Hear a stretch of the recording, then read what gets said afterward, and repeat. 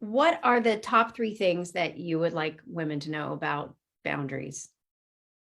So I think that boundaries have a bad rap. I think that boundaries are perceived as these hard, prickly things that keep people out.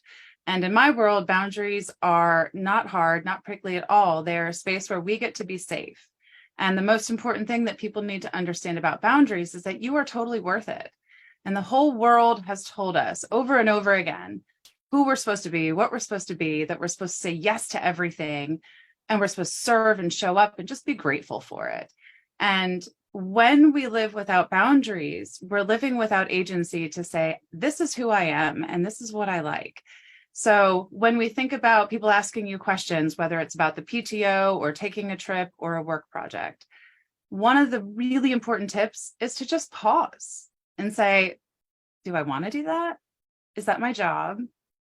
Is it in my wheelhouse? Am I prepared for this? Do I have the resources for it?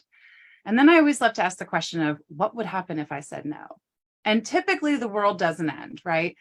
But we have to build enough sense of self and enough awareness of our values and enough awareness of that self-worth that we get to say, I want to do this, but right now it doesn't work. Can it wait a day? Or I really want to spend this time with you, but it means I have to XYZ. How do you think we should figure that out? And the important thing to remember here with the boundaries, again, it's not hard prickly. It's about saying, how do we together manage the situation that we are in, right? And the final little tip is typically it's not the easiest process. I would love to tell you that like setting boundaries, the whole world just like stands up and claps for you. But the reality is it's not easy because people typically, when you change your boundaries, the ones who get most upset are the ones who are often taking something from you that not that they don't deserve, but they aren't entitled to, that isn't their right, or that you're not being compensated for emotionally, financially, or otherwise. The benefit to building the boundaries is you get to live your authentic life. And we get to do that in our most intimate relationships. We get to do that at work, and most importantly, with ourselves.